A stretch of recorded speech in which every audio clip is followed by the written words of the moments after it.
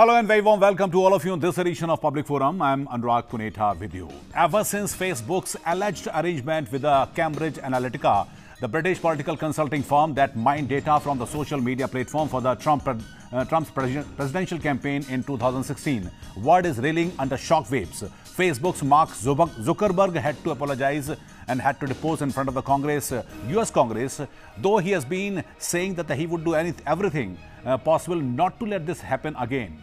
But this debate of data usage has started in India as well. In India, PM Modi has shown concern and wants that the data sharing servers be situated in India.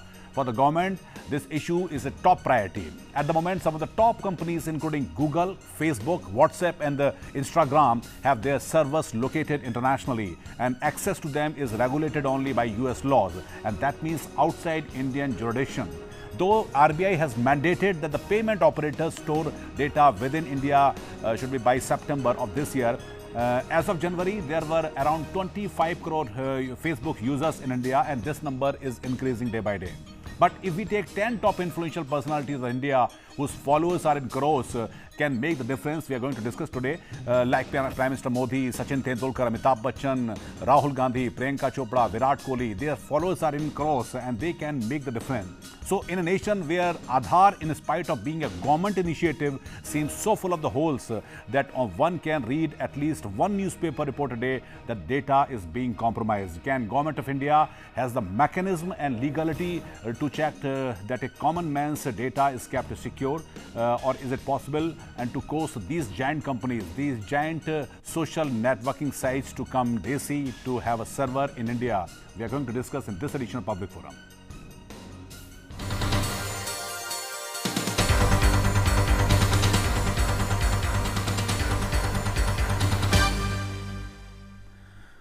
And joining me for the discussion, Mr. Jiten Jain. He is a CEO of Infosec. I mean, this company deals in the IT security, cyber security. Welcome to the show, Jiten. My first question is that Prime Minister has shown the concern and that he has given the impression that this is top priority.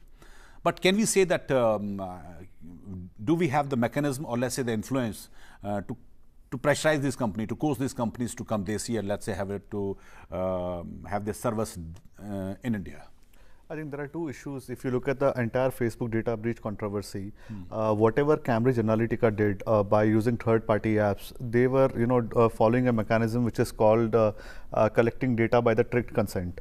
So, if I give you an example, trick consent. Yeah, I'll give you an example. When you smoke a cigarette today, there is an ample size of warning which is given on the cigarette that if you smoke cigarette, you can get cancer and all those things. Yeah. Despite of that, if people smoke, it is called informed consent, that you were told about the benefits and consequences or harms, and you chose that decision and you made that choice. In case of Facebook apps, what has happened is that normally when we click a mobile app, download a mobile app or we install a software, we simply keep pressing next. There is a fine print of terms and conditions which is paragraphs long. Nobody bothers to read them. In these same applications, every application had a terms and condition contract which people accepted yes. And whatever data was collected, like your profile pic, your friend list, your whom you are chatting with, your public information, where you have studied, where you are working, how many friends you have, what sort of friends you have, what is their public profile, and we unknowingly gave that consent. So this is an explicit case for tricked consent. I think so. If you look at current law in India today, I'm sorry to say, but we do not have a data privacy law. And in the absence of that data privacy law, whatever has happened, even with 5 lakh Indian users, it may be at best called immoral, unethical, but it may not be illegal. And that is why it is very important that we must quickly bring in a data privacy law and close the loopholes. Second so we are the victim of the strict consent. I mean, the entire world is, that is why these people are not being thrown behind the bars. People thought that they were giving this data to some game application or a quiz application. So there are multiple apps floating around on social media networks that, click on this link and find out how will you look 50 years from now. Click on this link to figure out, who is your best friend. And when you click on that link on Facebook, these applications ask you for a consent permission that, this application will read your profile image or what not. That's right. And you have an option to revoke those, but we normally press next and accept.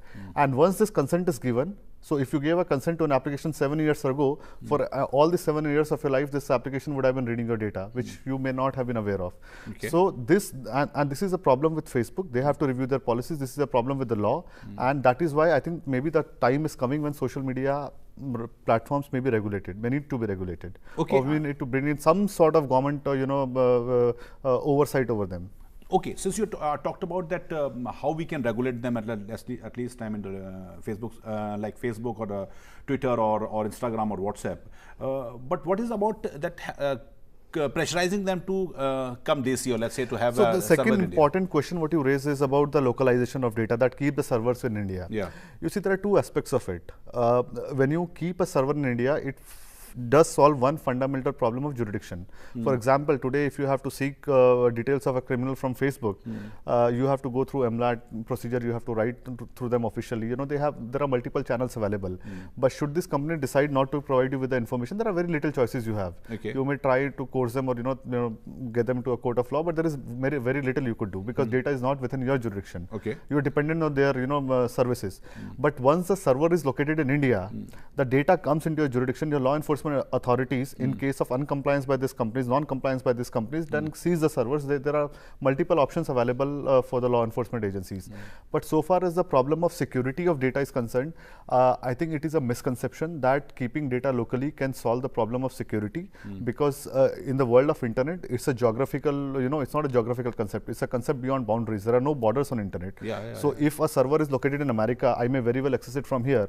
And if these companies decide to keep a server here, the local server here in India, there is nothing which will stop them from accessing our data from American countries. Okay. So my advice to all the politicians, all the bureaucrats, that yes, it will solve the problem of jurisdiction, but it may not solve the problem of security of data. So what is the best way? I mean, having a kind of a legal mechanism which can have an international ramification can be the answer? We all criticize whenever a government department or a machinery or an organization collect data, we create huge halabaloo about it.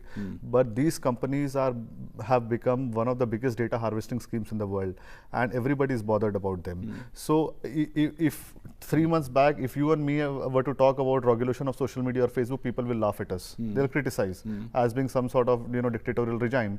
But today these things are coming in America, where countries like UK and US want to regulate these networks because they're growing beyond the law. Okay. So one thing, I think there are a lot of, we must try and seek some sort of sovereign guarantees from the countries where these companies are located, such should they get involved in some sort of practice like manipulating elections or manipulating public opinion by consent, by their choice. Suppose if Facebook were to involve just for monetary gains with some third company which wanted to influence US elections, what sort of remedies we may have? So we must seek sovereign guarantees from countries like America, such should these companies involved in something bad, they will be prosecuted under Indian law. In India. Okay. There's time for the short break, and when we'll come back, we'll talk about that the people are worried about that companies might eventually know through social networking sites like Facebook, Twitter and Instagram that what they're doing and what their likes and dislikes are. And the concern is that 2018 is a big year as far as India is concerned, because many states will be going in the elections, and people and the companies, I mean these companies which indulge in the data mining can know through the data profiling that what the Indian voters might be thinking in the coming time. So this can be done in the Indian elections, what has been done in 2016 in US. We'll be discussing about the legalities of this aspect after the short break.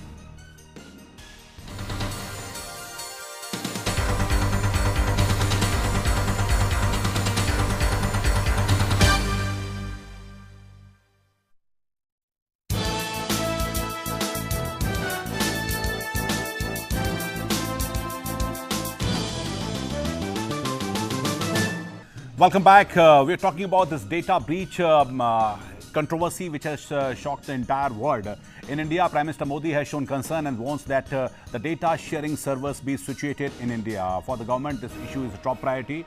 At the moment, some of the top companies including Google, Facebook, WhatsApp and Instagram have their servers located internationally, and access to them is regulated only by the US laws, and that means outside Indian jurisdiction. Further, joining me for the discussion, one more guest, Dr. Karnika Seth. She's a cyber lawyer and expert. Welcome to the show. Your understanding, Karnika, can we say, that we have a legal framework, a legal mechanism to call these companies if we find that they are doing in data mining and doing something illegal? Can we call these companies what IT Minister Mr. Ravi Shankar Prasad said a couple of weeks ago? Do we have the legal, let's say, the jurisdiction to call these companies in India? Well, if you see the framework of the Indian IT Act, The Indian IT Act has a prescriptive jurisdiction which will cross all borders, but the point is whether it is going to be, how to establish the jurisdiction and enforce it. There are two different things. One is a prescriptive jurisdiction, which the Act anyways has. So, for instance, there is a data breach which has happened outside India, Indian borders, and the computer systems or the consumers who are affected are citizens of India, and somehow it has, for example, hacked any particular data of a consumer or caused it any kind of, there's a criminal liability attached to it according to the IT Act. So, if a network or a system is used which is based out of India, which a consumer may have just logged in certain details which are confidential to him, they're stolen or they're parted with. So, his privacy has been invaded and illegally. If that is the case, then certainly the IT Act can prevail, and there are conventions which India is a signatory to, where even the notices which are to be dispatched in civil as well as criminal matters, they can be sent out if the judicial process also is there, which is letter regulatory, that is also there. Then we have the MLAT system, the mutual legal assistance, treaty system. With certain countries we have, those kind of arrangements where certain legal cooperation between the law enforcement agencies can occur. So, it is possible if there's an inquiry, well then this social media platforms like Facebook will have to be answerable to the Indian jurisdiction and the Indian law enforcement agencies who are investigating into a particular crime, or even for that matter any civil matters. We have certain treaty arrangements where that is possible to get evidence from abroad to investigate a particular issue. We can, we can. Certainly we can. Okay. Jitin, but my question is that to which extent Indian political expert, or let's say a cephalogist, normally rely on these data, from social networking sites to know that in which mood the Indian voters are thinking, and probably decide that in which way the wind is blowing. They normally rely, or the Indian companies resort to such data mining or not? Well, they do, and I have a very controversial opinion on this. I think whatever is happening in the case of a Facebook data breach case, I think the criminality here may be of influence. I don't think there is a criminality in influencing elections, because it has already been happening for last 70 years. So if you take Indian scenario, Indian context, every political party in 70 years has used electoral rolls to do all sort of data analytics. They do analytics of caste, religion, culture, gender, age, locality, language. Do it. And then came an era where people started mining mobile numbers and email IDs. So if you yourself could check your email box, you would have received at least 50 mails from politicians in the last 10-20 years. Vote for this party, this scheme. We all get SMSs before elections that vote for this candidate and supporting this. That's right. So once you have data, people will use it to send you messages. Same with the case with the Facebook. So people put up advertisement hoardings on the public spaces. Here on social media networks, when there is a possibility of giving advertisements, politicians will give advertisement. Companies will give advertisements. Now the problem here is that problem is of surrogate advertisement. So like when Election Commission's latest guidelines says that if somebody put up hoardings on your behalf, the cost will be accounted in your election budget. So similarly, somebody is giving Facebook ads, the cost should be added to the budget of the candidate. Now this may be very difficult to enforce, because somebody may be sitting in Lithuania or America or Brazil, may be giving an ad for a particular candidate. So how do you enforce? So while we may have all sort of laws, it's very difficult for courts to actually exercise extraterritorial jurisdiction and then enforce those judgments. I think the best suggestion here is that Election Commission has to play a role instead of the government. Every sort of political ad may, should be banned on Facebook. These platforms are definitely meant for. I've already returned to the commission day before. So the point here is that these platforms are meant for social networking in your private and official circles. They're not ideally a political canvassing platforms. So if we look at Facebook, almost every politician gives a promoted ad during elections. So I think the issue is much larger here. The issue is of a consumer also. We have to look at from that point of view, what information he's being asked to part with, and how it's being transferred, his personal sensitive information, if there is, his choices or his preferences, whether he's agreed explicitly to part with those, so that the collecting agency is it authorized to actually transfer it or sell it to any other entity. The question is larger because it's a privacy of every individual, and that I think any country ought to respect. Okay, but two things come into my mind. I mean, first, as an individual, if I am a Facebook user, let's say the Twitter user, how will I get to know that my data is being compromised? I mean, has already been compromised. The moment you Secondly, if I get to know, the moment you sign up on Facebook, it's explicitly written in the terms of contract Terms that of contract your information can right. be used by third parties for advertisement. You have to be very clearly read the terms and conditions. Yes, we have given conditions. The moment you do an I accept and I agree button, you have a click wrap agreement, which is a legally valid agreement. So that's why I said you have to explicitly say what you're taking, why you're taking, what is the purpose, and if you're going to sell it, to whom you're going to sell it, and what is the authorization. It's all written over there, and yes, that's where the fine print lies. Nobody reads them. Nobody reads it. That we is must the issue. Enforce informed consent instead of exactly strict the consent. issue. There was a beautiful question which was asked by the US Senator yesterday to Mr. Mark Zuckerberg that Facebook is free. How do you run it? And he said, "Sir, we run ads." And that answers everything. Now what you have to also see, this is behavioral when a product advertising. is free, we must all remember that we are the product. They sell our data, they make money, and that's how they run. And that is why they are free. Now, when it comes to conviction rate, if you see the conviction rate in India of any kind of crimes against people, in cyber crimes in general, 11,000-12,000 was the amount of number of cases which were people arrested, and reports being done, FIRs, in say 2015 or so, 2015-16 as per the NCRB. And now if you see conviction rate is maybe just 234 or something convictions in the whole of year. So how does it happen? Because most of these crimes are trans-border, and we don't have we're not signatories to any kind of convention on cybercrime.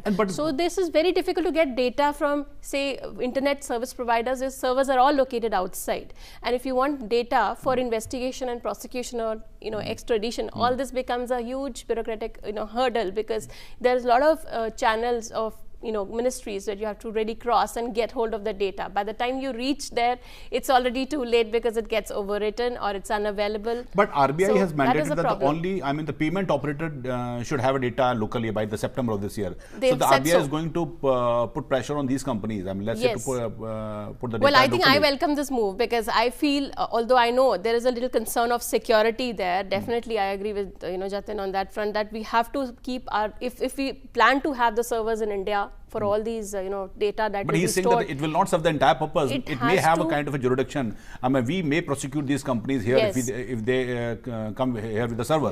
But it cannot be 100% proof that the data is not mined from, let's say, third countries.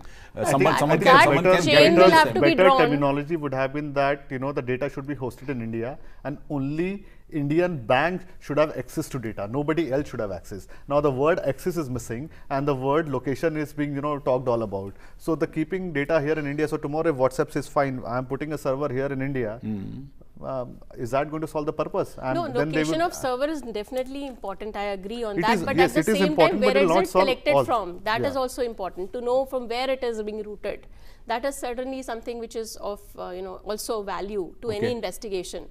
So just simply because the server is located here may not solve the purpose, but it will solve to a certain extent, because you can easily retrieve it. You can easily get it. You don't have to go through those judicial long processes. Of my second question is about, do we need more stringent laws as per the IT security law is concerned? For example, if I download a couple of apps from in my mobile, they all ask my access to my contact list, my messages, my gallery, my profile, my pictures. I don't understand why do they need this? So can we pressurize, or can we put this company legally that why do they need these data? Do we need the more stringent laws? In the bud. I'll explain it. We have to nip it in the bud.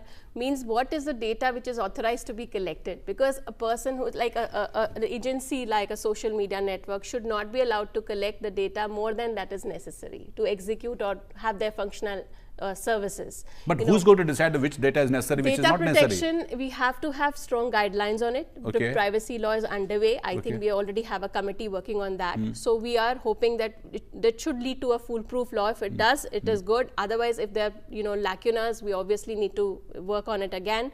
But yes, it is a welcome move. We do need, it's the need of the hour, privacy law in India. We really need it.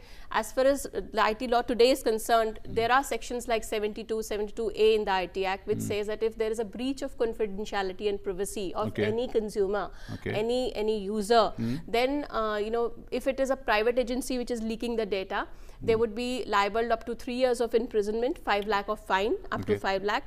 And if it's a government authority which is authorized under the Act to act, to take away certain information and use it for their purposes, that if there's an unauthorized breach in that account by an official, then it is a punishment up to 2 years and again, fine of 1 lakh or so. So there are terms and conditions, there are offences which are put in the Act, but then how much is it going to be implemented? How much is it going to be reported? And how much is the consumer aware is another aspect to be considered. My last question, what China did many years ago, they didn't allow Facebook and let's say the Twitter get into the China. They developed and they designed their own sites, and probably can answer. We should come at least at this point of time with our own Desi Facebook. Necessity is the mother of all inventions, and it's not only China. If you go to Russia, WeContact is there. If you go to China, WeChat, Weibo, and all these platforms work very well, and and people love them. They are more user friendly than Facebook. So Indians can develop. And second important issue, what you raised about the smartphones apps, I want to bring out one point here.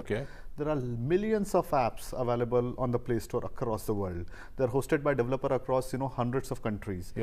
We may not be, and we have seen in the past that Honorable Home Minister quoted in the Parliament that how Pakistan's ISI was running spy apps on the mobile phone in the garb of chatting applications.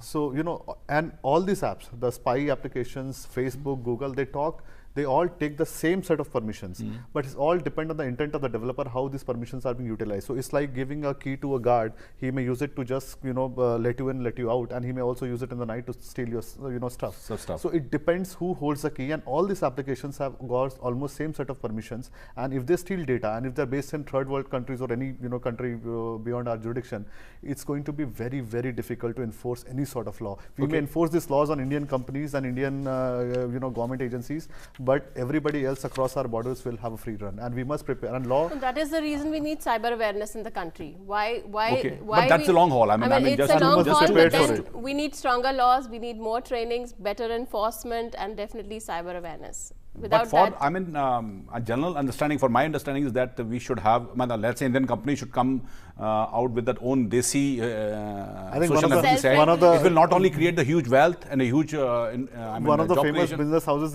India has already proposed to fund if somebody wants to develop that network. So I hope it begins. On this note, we have to wrap up the show. Thank you very much, Dr. Karnika, and thank you very much, Jatin, for coming and talking to us. So having a Desi Facebook and social sites, India can somehow control the damage, but what China did many years ago can be the more foolproof answer. If we decide to build our own social giants, it will not only create huge jobs and wealth, so Indian businessmen can come forward to build our own Desi networking site. Though Prime Minister wants these giants, the Facebook, Twitter and other social networking sites to have the Desi server in India, but we need more social awareness as to the India is concerned. That's all we have in this edition of Public Forum.